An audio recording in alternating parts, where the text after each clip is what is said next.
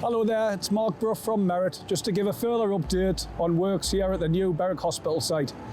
As you can see behind me, the steelwork is progressing quite well. I would say we have it at about 60% complete at this stage.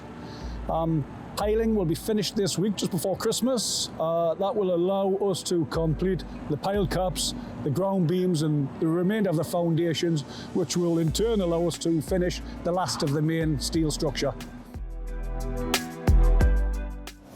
From this angle, you can see the complexity of the steel structure, the connection details.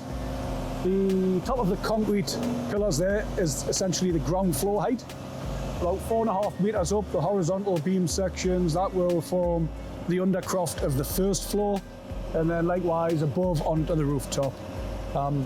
Next step for us is to install the metal decking to ground, first and rooftop, and then do the concrete pour, which obviously then gives us the opportunity to gain access to those floors to progress the works to the next level, which will essentially be bringing the off-site manufacturing process into play on site.